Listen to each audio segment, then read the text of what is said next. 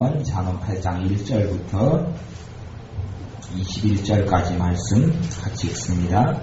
지혜가 부르지 아니하느냐, 명철이 소리를 높이지 아니하느냐, 그가 길가의 높은 것과 사거리에 서며 성문격과 문 어귀와 여러 출입하는 문에서 불러 가로되, 사람들아 내가 너희를 부르며 내가 인자들에게 소리를 높이노라. 어리석은 자들아 너희는 명철할지니라. 미련한 자들아 너희는 마음이 밝을지니라. 너희는 들을지어다. 내가 가장 선한 것을 말하리라. 내 입술을 열어 정직을 내리라. 내 입은 진리를 말하며 내 입술은 악을 미워하느니라. 내 입의 말은 다 의로운즉 그 가운데 굽은 것과 패간 것이 없나니, 이는 다 총명 있는 자의 밝히 아는 바요 지식 얻은 자의 정직히 여기는 바니라. 너희가 은을 받지 말고 나의 훈계를 받으며 정금보다 지식을 얻으라. 대저 지혜는 진주보다 나음으로 무릇 원하는 것을 이에 비교할 수 없음이니라.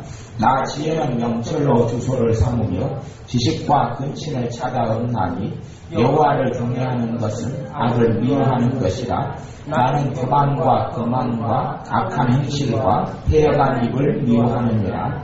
내게는 교락과 참 지식이 있으며 나는 명철이라. 내게 능력이 있으므로 나로 말미암아 왕들이 치리하며 방백들이 공의를 세우며 나로 말미암아 재상과 존귀한 자 곧 세상의 모든 재판관들이 다스리느니라. 나를 사랑하는 자들이 나의 사랑을 입으며 나를 간절히 찾는 자가 나를 만날 것이니라. 부귀가 내게 있고 장구한 재물과 의도 그러하니라. 내 열매는 금이나 정금보다 나으며 내 것은 천원보다 나으니라. 나는 의로운 길로 행하며 공평한 길 가운데로 다니나니, 이는 나를 사랑하는 자로 재물을 얻어서 그 곳간에 채우게 하려 함이니라. 아멘. 잠언은 지혜에 대해서 말합니다. 잠언은 지혜에 대해서 말하는데, 성경, 구약 성경 같은 경우는 많이 이렇게 찾아보면 예수님에 대한 예표들이 굉장히 많이 나옵니다. 성경을 찾아보면 구약 성경에 예수님이 어떤 예표로 나왔다, 또 예수님께서 장차 오실 거에 대한 여러 가지 예표들이 나옵니다.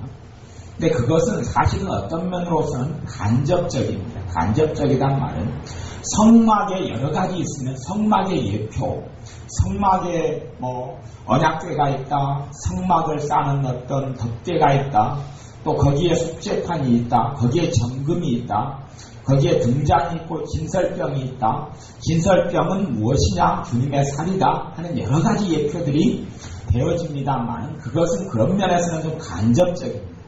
해석을 한 단계 해야 된다는 이야기죠. 그리고 영적인 깊은 의미를 찾아내는 것은 좀 어렵습니다. 그런데 사실은 잠언은 지혜에 대해서 말씀하는데, 그 지혜가 뭐냐 하면 주님입니다. 잠언에는 지혜를 이야기하는데 지혜는 예수 그리스도를 이야기하는 거예요. 사실은 잠언에 있는 지혜를 이야기할 때에 주님 자신을 이야기하는 거예요. 여러분이 방금 잠언 8장을 읽어보실 때 자세히 주목해 보셨다면 지혜를 이야기할 때 하나님 자신을 이야기하고 있는 거예요. 단순하게 사람들이 좀 똑똑하고 지혜롭다 할 때 그 지혜를 이야기하는 게 아니고 예수 그리스도 주님을 여기서 밝히고 있는 거예요. 이것은 예표가 아니라 직설적이에요. 사람들이 듣고자 하지 않고 보고자 하지 않기 때문에 주님을 이 잠언에서 못 만나는 것이지, 실제로 잠언은 예수님에 대하여 하는 이야기, 예수님을 다른 말로 하나님의 지혜라 이야기하고, 예수님에 대하여 예수 그리스도는 우리에게 지혜와 거룩함이 되셨다, 이렇게 성경이 이야기해요. 자세히 여러분이 보시면 지혜가 부르지 아니하느냐 8장 1절 잠언, 명철이 소리를 높이지 아니하느냐. 지혜가 소리를 높이고 명철이 소리를 높인다, 그렇게 이야기해요. 소리를 높여요. 주님이 우리를 부른다는 이야기. 주님이 우리를 내가 듣지 못하고 내가 보지 못할 뿐이지, 주님은 사람들을 불러요. 주님은 사람들을 부르고 사람들이 주님을 가까이 하고 주님을 찾고 알기를 주님은 원하셔요. 우리가 많은 것들을 찾고 구합니다. 살아가면서 내가 원하고 구하는 것은 무척 많습니다. 젊은 사람들은 가장 많이 원하고 구하는 소원 중에 하나가 영어 공부를 잘하는 것. 영어 같은 경우는 대학생들이 가장 많이 소원하는 소원 중에 하나가 영어를 잘하는 것. 이런 것이 가장 많은 소원 중에 하나예요. 그러면 주님께서는 뭐라고 이야기하냐면 지혜를 가장 많이 소원하고 소망해야 한다고 이야기해요. 그리고 지혜는 주님이에요. 사전에 보면 사람들아 내가 너희를 부르며 내가 인자들에게 소리를 높이노라. 부른다고 말씀하시고 그 다음에 이제는 12절 말씀. 나 지혜는 명철로 주소를 삼으며 지식과 근신을 찾아 얻나니. 나 지혜는 명철로 주소를 삼으며 지식과 근신을 찾아 얻나니. 지식과 지혜와 연결된 것이 뭐가 있습니까? 명철이 연결되어 있다 그러죠. 명철이 지식의 주소다 이야기하고 그 다음에 지혜가 지식을 찾는다고 이야기해요. 지혜는 정말로 소중하고 중요한 지식을 찾아내서 그것을 자기 것으로 삼고 그 다음에 이 지혜는 근신을 찾는다고 이야기해요. 지혜는 근신을 찾는다. 그렇게 말하고 그 다음에 이제 13절에는 여호와를 경외하는 것은 악을 미워하는 것이라. 나는 교만과 거만과 악한 행실과 패역한 일을 미워하느니라. 여기서 나는 누구예요? 지혜죠. 지혜죠. 우리가 생각하는 지혜하고 같아요? 틀려요? 우리가 생각하는 지혜는 생명이 없는 거죠. 근데 여기 지혜는 교만을 미워하고 여기 지혜는 거만을 미워하고 여기 지혜는 악한 행실과 패역한 입을 미워한다고 그래요. 이 말씀에 대하여 다른 데서는 뭐라고 이야기하면 하나님이 이것을 미워한다고 이렇게 이야기해요. 하나님은 교만한 입도 미워하고 악한 행실도 미워하고 교만과 거만도 미워하고 패역한 입도 미워한다 말씀하시고 여기서는 지혜가 미워한다고 말해요. 14절에 내게는 도략과 참지식이 있으며 나는 명철이라 내게 능력이 있으므로. 누구에게 능력이 있다고요? 지혜에게 능력이에요. 우리가 생각하는 지혜일까요? 아닐까요? 우리가 생각하는 지혜가 아니에요. 사람이 어디 공부를 하고 얻어서 생기는 지혜가 아니에요. 성경을 잘못 자문에 대한 지혜를 해석하는 분들은 뭐라고 이야기하냐면 여기서 지혜에 대해서 의인법을 썼다 그렇게 성경을 해석하는 신학자들이 좀 있어요. 여기 지혜는 의인법이에요. 지혜 의인법이 아니에요. 여기 지혜는 의인법, 사람인 척 지혜를 사람에 빗대어서 의인이나 은유나 직유를 쓴 게 아니고 지혜가 하나님이기 때문에 그래요. 여기서의 지혜는 예수 그리스도예요. 하나님께서 지혜를 통하여 천지를 창조했다고 말씀하고 그 지혜가 주님이라고 이야기해요. 그래서 명백한 복음이 어디 있냐면 이 잠언에가 있어요. 가장 명백한 복음이 잠언에가 있고 예수 그리스도가 어디에 나타나 있어요? 잠언에가 나타나 있어요. 잠언을 보실 때 단순히 지혜를 얻어야 된다 이렇게 성경을 보면 안 되고 잠언에서 예수님을 발견해야 돼요. 사실은 여러분의 성경에 예수님께서 여러 말씀들을 많이 하셨는데 예수님의 성경을 인용을 많이 하셨어요.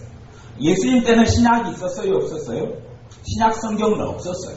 예수님이 인용한 성경은 대부분 어디에서 와요? 구약에서 왔지요. 근데 여러분이 예수님이 한 말씀을 자세히 찾아서 구약 어디에서 인용을 했는가를 보면 대부분의 많은 말씀이 어디에서 왔을까요? 잠언에서 왔어요. 그래서 여러분이 잠언을 잘 읽는 사람들은 예수님의 많은 말씀이 잠언에서 왔다는 걸 알 수 있어요. 그러면 사실은 예수님의 말씀이 잠언에서 왔는데 잠언은 주님이 직접 하신 말씀이고 자신의 말씀을 가지고 다시 말씀하신 것에 불과해요. 잠언은 주님이 하신 말씀이에요. 15절에 보면 나로 말미암아 왕들이 치리하며 방백들이 공의를 세우며 나로 말미암아 왕들이 치리한다. 왕들이 통치하고 다스린다고. 왜 하나님께서 왜 주님께서 이 하나님을 믿는 사람만이 아니라 모든 사람을 하나님이 심판하시냐 하면 첫째는 모든 사람을 창조하셨기 때문에 그렇고 두 번째는 모든 사람이 하나님의 능력을 힘입어서 살아가기 때문에 그래요. 하나님의 은혜 아래 살아가고 하나님의 은총을 받고 살아가고 하나님의 능력을 힘입어서 숨쉬고 살아가기 때문에 그래요. 하나님의 손길이 신자든 불신자를 막론하고 하나님의 손이 떼어지면 그의 목숨은 끝나는 거예요. 사람의 손에서 하나님의 손길이 떠나면 그 사람이 육신의 생명 거기서 죽고 말아요. 사람의 신비가 그런 거예요. 나무의 신비도 그런 거예요. 나무에는 물관과 채관이 있어서 나무가 저 밑에 뿌리를 통하여 물을 끌어올려서 나무 저 꼭대기까지 물을 당겨 올려요. 그런데 그 힘이 어디서 나는 줄을 과학자들이나 식물학자들이 발견해내지를 못해요. 단지 삼투압이니 어떤 현상이니라고 밝힐 뿐이지 나무가 가령 50m면 뿌리에서부터 물을 당겨 올려서 그 압력을 50m 이상 쏟아 올리고 50m만이 아니라 각 가시까지 가지의 마지막까지도 물을 다 끌어당겨 올려요. 사람의 심장이 얼마나 많이 힘있게 활동적으로 뛰는지 사람의 심장이 계속 콩닥콩닥 뛰는 그 압력 그리고 심장의 뛰므로 피를 정맥을 통하여 들어왔다 나갔다 하고 온 모세혈관까지 피가 흘러가는 그 비밀이 밝혀지질 않아요. 사람에게 무슨 힘이 있고 심장에게 무슨 힘이 있어서 그렇게 운동을 하고 우리의 위장에게 무슨 힘이 있어서 이 몸의 내장기관이 움직이는지를 사실 그것까지는 과학자들과 의사들이 생각을 하지 않아요. 왜 생각을 안 하는 줄 압니까? 그걸 생각하면 하나님을 발견할 수밖에 없기 때문에 그걸 쳐다보고 있으면 하나님의 전능하심을 알 수밖에 없고 창조주를 믿든지 안 믿든지를 자기가 거기에서 선택해야 하는데 사실은 하나님을 섬기기 싫기 때문에 그까지는 생각하지 않아요. 생명의 비밀, 하나님의 살아계신 그 실체라고 과학자들은 많이 접하는데 사실은 그거에 대하여 더 깊이 생각을 하지 않아요. 그리고 본질적인 걸 생각하지 않고 하나님을 찾지를 않아요. 그런데 왕들이든 또한 어떤 유사들이든 방백들이든 하나님을 통하여 지혜 되신 주님을 통하여 그들이 통치하고 다스린다고 이야기해요. 그것은 신자만이 아니라 세상의 모든 사람들이 그러는 거예요. 깊이 들어가면요. 믿는 사람에게만 은사가 활동하는 건 아닙니다. 깊이 들어가면 사실은 하나님이 없는 사람에게도 은사가 나타나는 걸 알 수가 있어요. 성령의 은사가 원고 전서에 있는 은사들, 이 은사하고 양상이 틀려요. 분명히 틀리지만 하나님의 은혜의 종류가 은사인데 그런 것이 일반은총으로 모든 세상 사람들 속에 하나님의 역사가 숨어있는 것을 볼 수 있어요. 그 사람들은 자기의 지혜와 재능으로 사는 줄 알고 자기의 능력으로 사는 줄 알고 하나님을 섬기지 않고 하나님께서는 그로 말미암아 당연히 심판하실 수밖에 없어요. 16절에 보면 나로 말미암아 재상과 경계한 자 곧 세상의 모든 재판관들이 다스리느니라. 다스림은 재판관들 또 종기한 자들 재상들 다스리는 것은 누구를 통하여요? 나를 말미암아. 나는 여기서 지혜예요. 지혜로 통하여 단순히 똑똑하다 이런 이야기를 하는 게 아닙니다. 이 지혜는 주님을 이야기해요. 주님 때문에 높은 자리에 있는 사람들의 통치가 가능하다는 이야기를 하는 거예요. 어디까지 주님이 관여하는지는 모르겠어요. 그까지는 신비해요. 하지만 분명히 하나님의 말씀에 의하면 지혜를 통하여서 사람들을 통치하고 다스린다고 이야기하고 17절에는 나를 사랑하는 자들이 나의 사랑을 입으며 나를 간절히 찾는 자가 나를 만날 것이니라. 부귀가 내게 있고 장구한 재물과 의도 그러하니라. 부귀가 내게 있다. 부귀가 지혜에 있고 장구한 재물이라는 이야기는 아주 오래가는 재물, 장구, 오래가는 때로 영원한 이렇게 번역되기도 하는데 장구한 재물, 그 다음에 의도 그러하다. 의하는 건 뭡니까? 하나님이 기뻐하시는 삶이 의예요. 하나님이 원하시는 삶이 의인데 그것이 지혜로 말미암아 그렇다고 이야기해요. 여기 지혜는 그래서 주님이라는 이야기예요. 사람이 하나님께 기뻐하시는 삶을 사는 것, 그것은 지혜로 말미암아 가능하고 그것은 주님으로 말미암아 가능해요. 우리가 원하고 사랑하고 갈구하는 것이 많이 있지만 가장 많이 소중하고 원하고 갈구하는 것이 주님을 갈구하는 것이 가장 중요하게 우리는 알아야 합니다. 그 무엇보다도 우리의 생활과 삶에서 원하고 소원하는 우선순위 가운데 주님을 첫 자리에 놔야 돼. 주님을 바라고 소망하고 의지하고 찾는 것, 그것을 첫 자리에 놓아야 돼.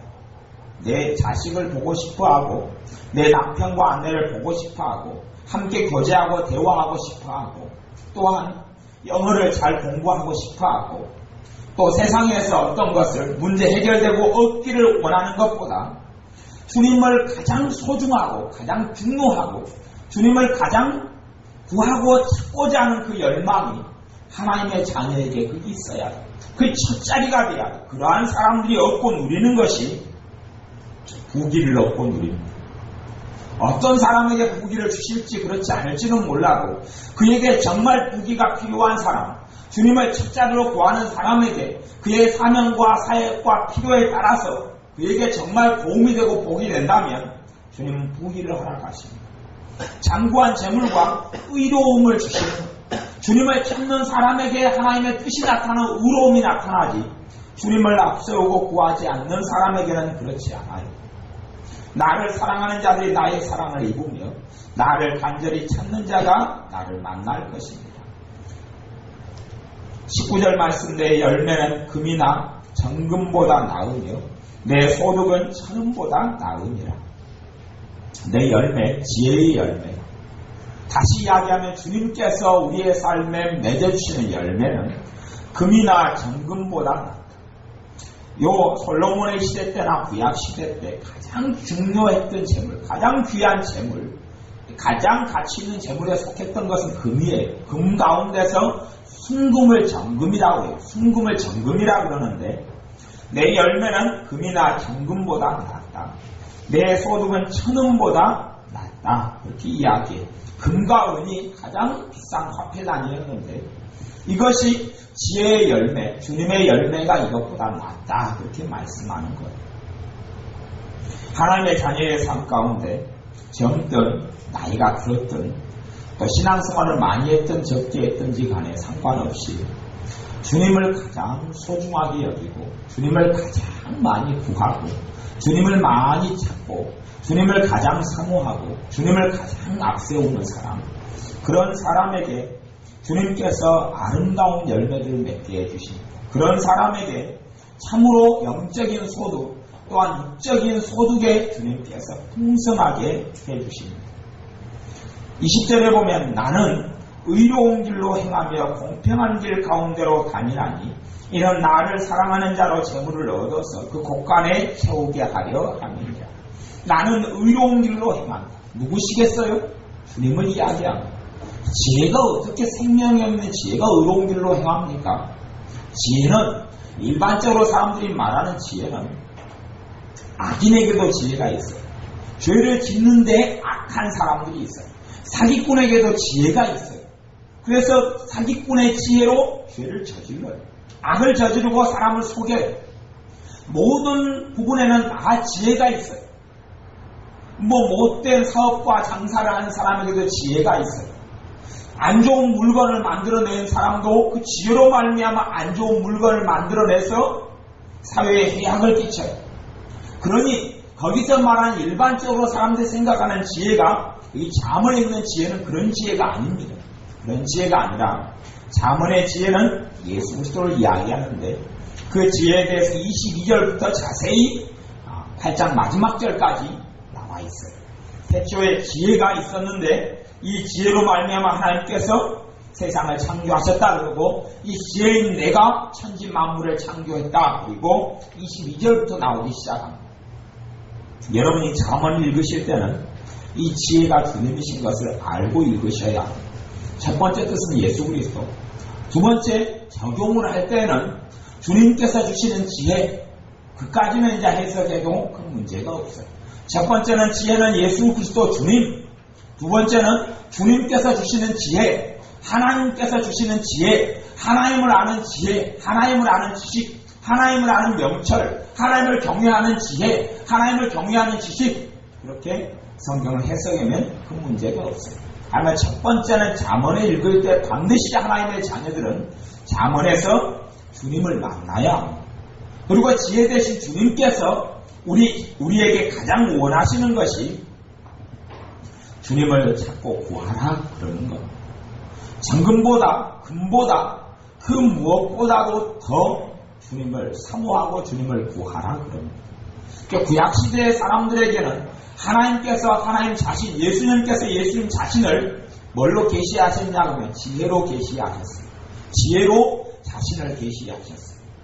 아버지 하나님, 아들 하나님을 지혜로 계시하셨어요.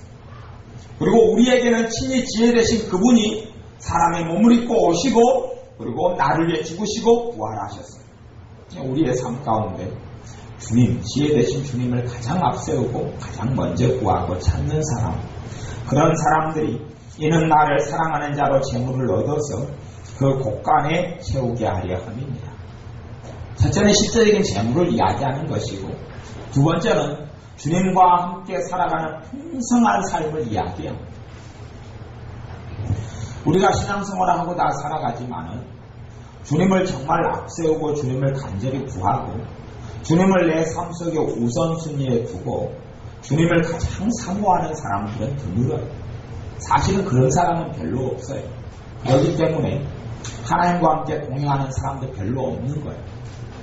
주님을 가장 먼저 구하고 찾는 사람, 그런 사람을 찾기가 너무 어려워요. 별로 그런 사람이 없어요.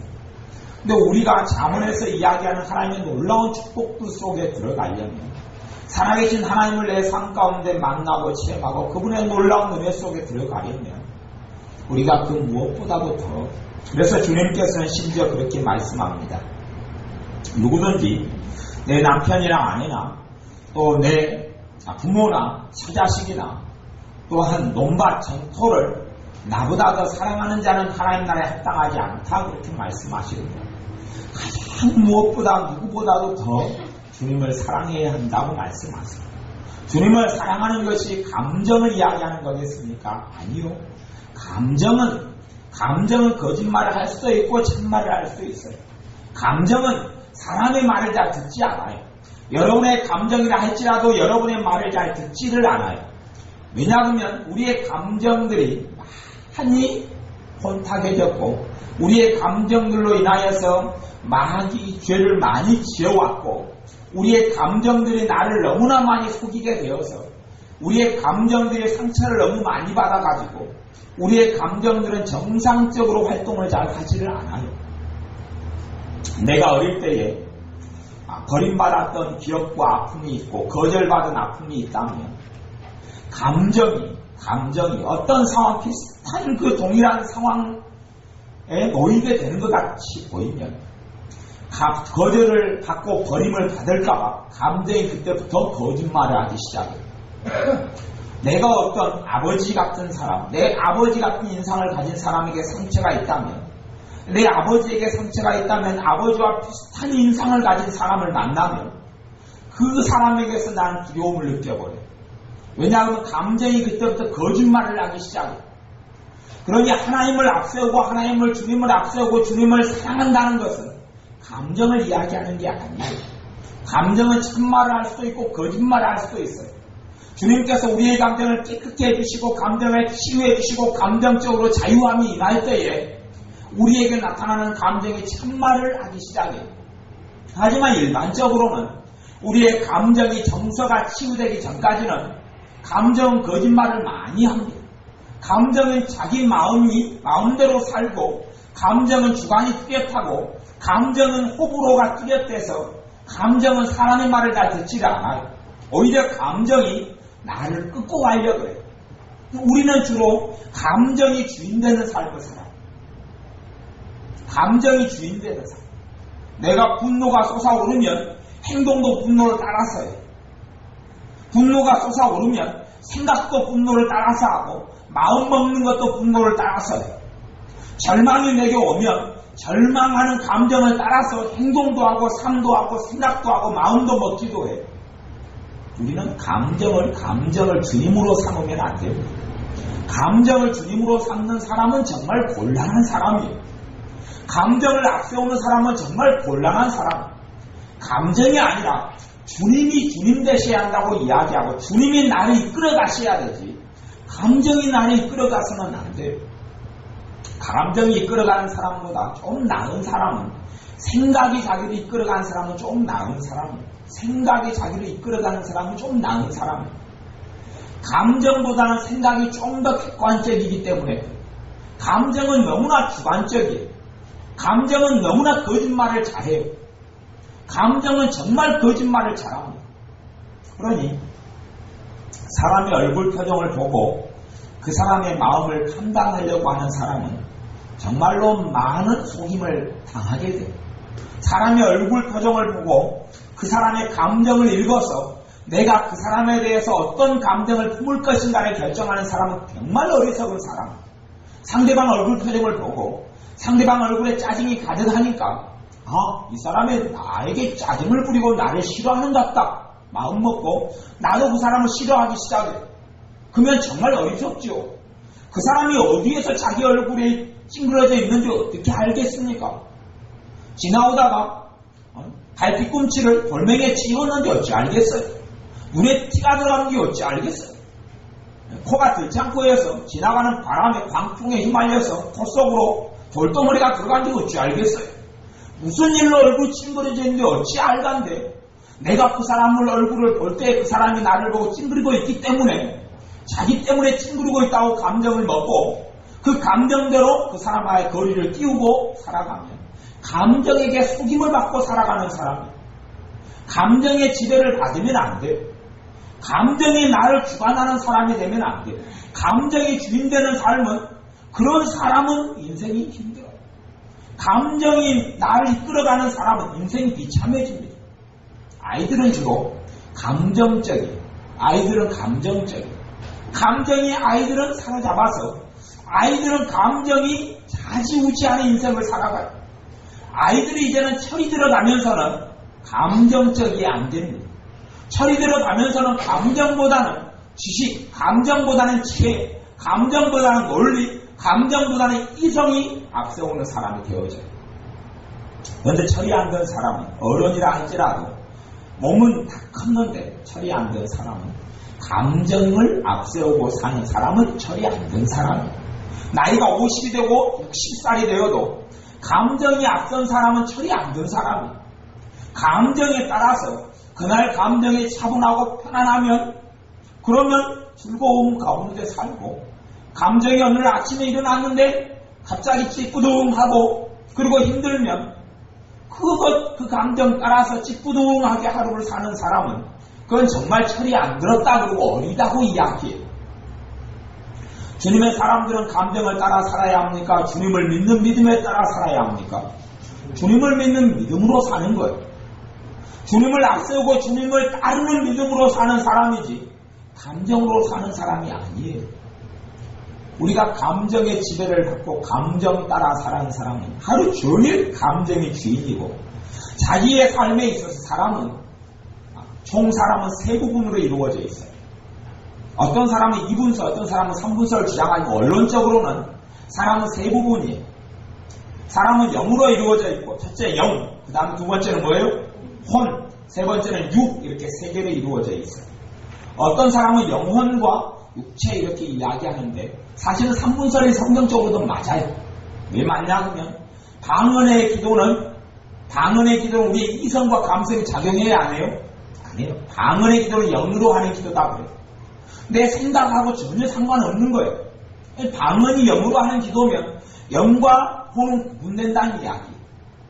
영과 혼은 구분돼요. 사람은 영과 혼과 육으로 이루어져 있어요. 사람은 그 세 부분으로 이루어져 있어요. 그런데 혼의 부분은 다시 세 가지로 나누어져요. 혼은 지성으로 나누어지고, 그 다음에 감성으로 나누어지고, 감성. 그 다음 세 번째는 의지, 이렇게 나누어져요. 그러면 총 사람은 몇 부분이라고 볼 수 있어요? 깊이 더 나누면 5가지 부분. 영, 그 다음에 지, 정, 의, 그 다음에 육체, 이렇게 5가지 부분으로 더 깊이 세밀화돼서 이 혼이라는 부분을 3개로 더 나눌 수가 있어요. 그럼 우리가 그 5가지 부분 중에서 무엇이 나를 주인되어서 이끌어갈지는 틀려요. 어떤 사람은 지성에 의하여 살아가는 사람이 있겠죠. 어떤 사람은 지식에 근거한 삶, 논리에 근거한 삶, 이성에 근거한 삶. 어떤 사람은 감정적이어서 자기 감정을 따라 살아가는 삶. 어떤 사람은 의지가 앞세워서 따라가는 삶. 의지는 자기가 어떤 목표, 자기의 주관, 자기의 철학, 자기의 가치관을 중심으로 삼고 감정이든 또한 지성이든지 간에 그 의지를 따라오게 하는 사람. 좀 더 사람 가운데 가장 그래도 괜찮은 사람은 의지를 앞세우고 사는 사람이 좀 더 괜찮은 사람. 아니면 감성보다는 지성을 앞세운 사람이 좀 괜찮은 사람. 그런데 진짜 주님의 사람은 영을 앞세우고 살아갑니다. 주님과의 관계를 가장 앞세운다는 이야기. 주님의 인도하심, 주님의 뜻, 하나님의 뜻을 가장 앞세우는 사람이 주님께서 가장 원하시는 사람이에요. 대부분의 사람들은 육체가 자기를 앞세우고 살아가는 거나 아니면 감정이 자기를 앞세우고 살게 만들어요. 육체란 이야기는 삶의 모든 것을 먹는 것, 입는 것, 편안한 것, 노는 것, 이것에 앞세우는 것이 육체가 앞세운다고 이야기해요. 육체. 몸으로 하는 것, 이것에 온통 시간을 투자해요. 어떤 사람은 밥을 한 끼 먹으려고 2시간을 차를 달려가서 한 끼를 먹고 그리고 집에 오는데 2시간이 걸리고 이렇게 살아가는 사람이 꽤 많이 있어요. 부자들 가운데, 있는 사람들 가운데. 한 끼 먹으려니까 멀리 갔다가 멀리 오는 거예요. 먹는 것을 너무 앞세우니까. 제가 아는 사람들도 먹는 것을 굉장히 앞세우는 사람들이 많이 있어요. 그래서 먹는 것에 굉장히 많은 투자를 합니다. 이건 육체를 앞세우는 사람이라고 이야기해요. 먹는 것. 전에 예전에 어떤 이 컨퍼런스에 참석했는데 컨퍼런스 강사분이 유명한 그 치유사역하는 목사님이에요. 근데 그 목사님을 한국 목사님이 외국 목사님인데 하나님의 능력이 좀 많이 나타나는 외국 목사님인데 한국 목사님이 식사를 대접한다고 불렀어요. 식사를 대접하는데 서울 근교에서부터 저 멀리까지 갔던 거예요. 이게 식사 밥을 한 끼 먹는데 2-3시간 이상 차를 달리고 간 모양이에요. 우리 한국 사람은 대접하려면 그렇게 하잖아. 왜 그러냐면 한국 사람은 육체를 앞세우기 때문에 먹는 것에 그렇게 집착을 해요. 그래서 자기 생각에는 이 귀한 분에게 대접을 하려고 정말 멀리까지, 그것도 비싸고 좋은데 그리 가서 대접을 한 3시간 달려가가지고 대접을 하고 돌아왔죠. 몇 시간이 걸려요? 3시간이 걸렸어요. 밥을 한 끼 먹으려고 왕복 6시간을 보냈습니다. 그리고 이제 그 목사님 뿌듯했죠. 야, 내가 이 외국의 유명한 목사님에게 식사 대접을 정말 걸게 귀한 곳에 가서 모시고 했구나. 그날 저에게 그 목사님, 외국의 목사님이 설교를 하셨는데 강의를 하면서 성길이 나가지고 씩씩거리시더라. 그래서 뭘 씩씩거리냐 그랬더니 오늘 누가 자기한테 밥을 사줬는데 밥을 먹으러 가는 길이 너무 험난했고 너무 멀었던 거예요. 오는데 너무 멀어서 밥 먹는데 온통 하루 다 보내버린 거예요. 그래서 그분이 자기 식사 대접한 목사님에게 당신도 꼭 우리나라에 오라고, 당신도 꼭 우리나라에 오면 나도 당신 밥 한 끼 사준다. 두고 보자고. 나도 당신한테 엿을 먹여서 뺑뺑이를 올려서 하여튼 골탕 한번 먹이겠다고. 그분은 뭘로 받아들였냐면요, 자기가 골탕 먹은 걸로 받아들였어요. 밥 한 끼 먹으려고 3시간을 갔다가 먹고 그것도 힘들게 먹고 또 3시간을 오고 차에서 4시간을 보내버리고. 근데 육체를 앞세우는 사람들은 그래요. 아마 그 목사님도 육체를 앞세우고 먹는 것을 굉장히 중요시 여겼기 때문에 그런 사람이 많이 있어요. 육체를 앞세우는 삶을 살면 되지 않아요. 여러분의 감성에 따라서 인생을 살아가면 안 됩니다. 감정이 여러분을 이끄는 대로 여러분의 생각과 여러분의 마음을 다 내줘버리면 여러분은 주님의 인도를 받는 사람이 안 돼요. 감정은 거짓말을 해요. 감정이 참말을 하는 경우는 별로 없어요. 여러분, 주님이 여러분을 사랑하세요. 주님이 여러분을 사랑하는 것이 실제로 자주 느껴집니까? 간혹가다 느껴집니까? 간혹 느껴지죠. 간혹. 그러면 주님은 간혹 여러분을 사랑할까요? 항상 사랑할까요? 항상 사랑하는데 내가 주님의 사랑을 느끼는 것은 간혹이란 말이에요. 뭐 감정이 얼마나 거짓말을 자주 하고 있는가 여러분이 아십니까? 아셔야 돼요. 여러분의 감정은 조금 빼놓고는 맨날 거짓말을 해요. 그놈들. 그래서 여러분을 괴롭힌단 말이에요. 감정을 따라 살면 안 돼요.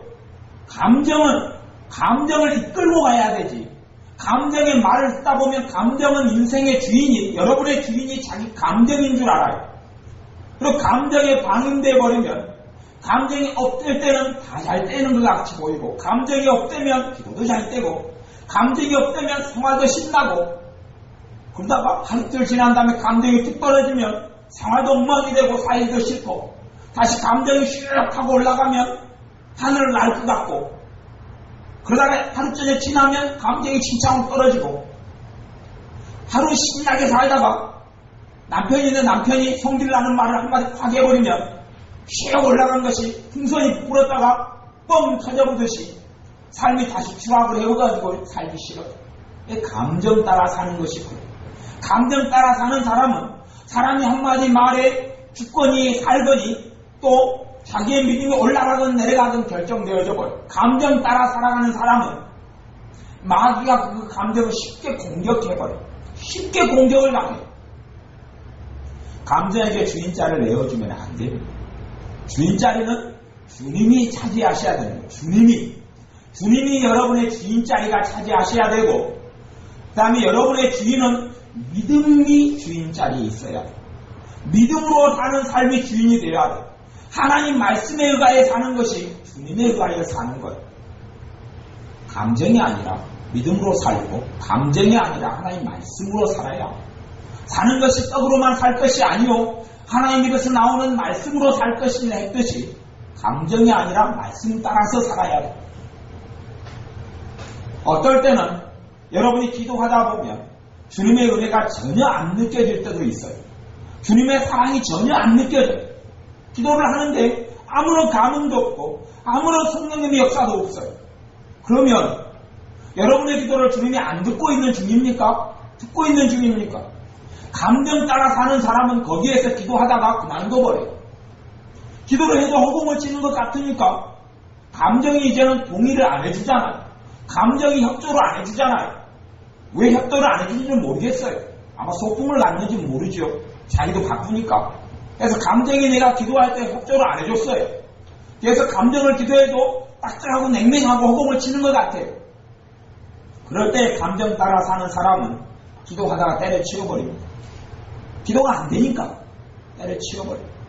근데 감정을 따라 살지 않고 주님을 앞세우고 주님을 따라 사는 사람은 감정이 협조를 해주건 안 해주건 간에 묵묵히 믿음으로 기도합니다. 그리고 믿음으로 기뻐합니다. 기뻐하는 것이, 기쁨이라는 것이 두 가지가 있어요. 깊이 따지면 육체를 통하여 오는 기쁨이 있고 영을 통하여 오는 기쁨이 있어요. 육체를 통하여 오는 기쁨은 기쁜 일이 있어야지 기쁜 거예요. 기쁨이란 감정이 있어야지 기쁜 거예요. 하지만 영을 통하여 오는 기쁨은, 말씀을 통하여 오는 기쁨은 믿음으로 기뻐하는 거예요. 기쁨이란 감정이 안 생기고 믿음으로 기뻐하는 거예요. 성경에서 빌립보서에 내가 너에게 말하노니 너희는 기뻐하라, 다시 말하노니 기뻐하라.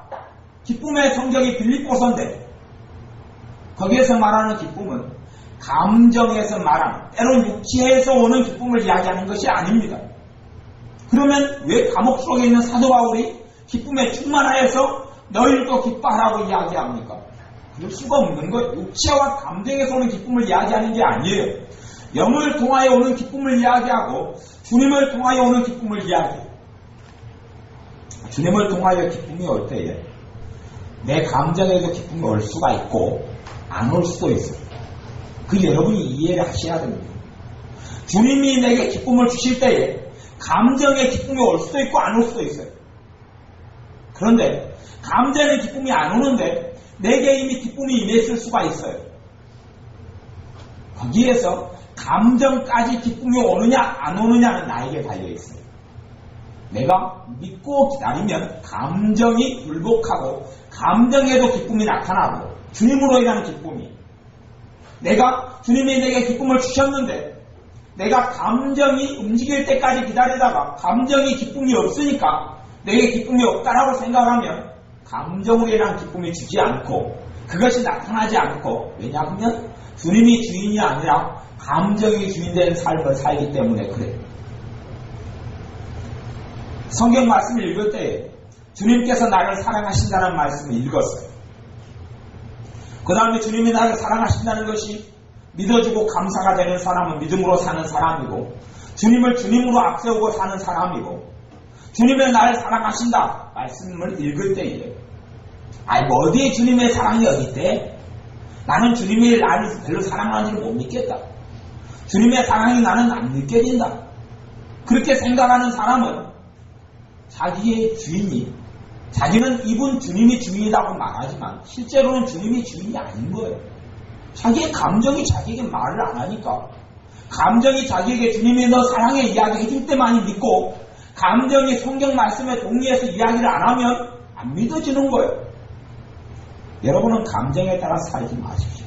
감정을 주인의 자리에 올려놓지 마시고 여러분의 영이 주인이 돼야 되고, 영은 주님의 자리를 또한 주인의 자리를 주님으로 모셔드려야 해요. 사람의 중심은 영인데 영은 마음이라고 해요. 마음과 영은 거의 하나예요. 마음과 영. 그까지 설명하려면 좀 복잡하고 이성적으로 다 이해되지 않아요. 근데 영의 통로와 영의 출입구와 영의 얼굴은 마음이에요. 그러니 믿음도 어디에서 믿어야 돼요? 마음에서 믿어오게, 마음에서 믿는 거예요. 마음으로 성령님께서 마음의 성령의 역사가 나타나고, 마음의 이제 얼굴이 어떤 면으로는 생각이다 이렇게 말할 수 있어요. 이게 마음의 생각 이런 문제를 제가 전에 이야기했던 적이 몇 번 있어요. 근데 여러분이 영이 여러분의 삶을 이끌어가야 되고, 여러분의 생활 가운데, 그 다음에 그 영은 주님이 주인 되시도록 잘 넘겨줘야 합니다. 그리고 주님이 주인 되시는 삶을 살아가다 보면 그때부터 첫째는 감정이 치유가 됩니다. 감정이 치유가 일어나요. 감정이 회복이 일어나요. 감정이 거짓말하는 사람은 그런 증상이 나타나요. 감정이 극과 극을 달려요. 감정이 첫째는 극과 극을 달리고, 두 번째는 감정이 몇 가지 감정만 주된 활동을 해요. 감정은 수없이 많은 종류의 감정들이 있어요. 감정은 굉장히 많은 종류의 감정들이 있어요. 그 가운데 특정한 부정적인 감정들만 그 사람을 장악해서 활동을 해요. 불안함이라든지 근심이라든지 두려움이라든지 이런 감정. 근심의 생각이 들어오면 다시 근심으로 감정이 역사를 해요. 두려움의 생각이 들어오면 두려움의 감정이 함께 생각을 타고 역사를 하고 중심을 차지해요. 그렇게 안 좋은 부정적인 감정이 그 사람을 전반적으로 생활을 지배를 해요. 이것이 감정적으로 치유가 안 된 사람, 감정적으로 상처가 있는 사람, 감정이 그 사람을 이끌어가고 감정이 거짓말하는 사람이 그래요. 우리는 주님을 앞세우고 믿음으로 살면 감정이 회복이 일어나기 시작해요. 감정을 주님이 치유해 가시고 터치해 가시고. 생각해 보세요. 여러분이 자꾸 주님을 가장 사랑하고 앞세우고 주님을 구하고 주님을 여러분 자신에게 앞세운다냐, 여러분을 주님께 드린다냐. 그러면 여러분의 지식, 지성, 의지, 감성, 여러분의 영, 여러분의 육이 누구 것이 됩니까? 주님 것이 되죠. 그러면 주님 것이니까 주님의 감정이 틀어져 있는데 치료하겠습니까? 안 하겠습니까? 치료하시고 고치시기 시작해요. 주님 거잖아요. 주님 거. 여러분의 지성이 잘못된 가치관들이 있어요. 그러면 주님이 고쳐요. 주님 거니까. 여러분의 육신의 질병이 있고 연약해요. 육신이 주님께 드렸으니까 주님이 고치기 시작해요. 달라지게 만들어요.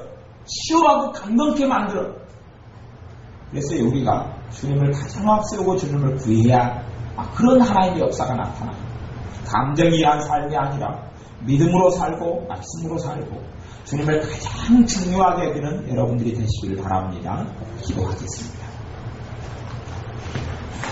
아버지 하나님, 우리의 삶 가운데 감정을 주인 자리에 놓고 주님을 가장 앞세우고 살지 아니한 것을 고백하며 회개합니다. 감정이 좋을 때는 믿음도 좋고 감정이 떨어지고 감정에 낙담이 올 때는 믿음도 떨어지는 이러한 감정 따라 사는 사람이 아니라 주님 따라 사는 사람 되게 하여 주옵소서. 성령님의 인도 따라 사는 사람 되게 하여 주옵소서. 하나님의 말씀 따라 사는 사람 되게 하여 주옵소서. 주님 따라 사는 사람 되게 하여 주옵소서. 우리의 정서, 우리의 감정, 우리의 지성, 우리의 의지를 치유하시고 회복시키시고 또한 자유케 축복하여 주옵소서. 예수님의 이름으로 기도하옵나이다. 아멘.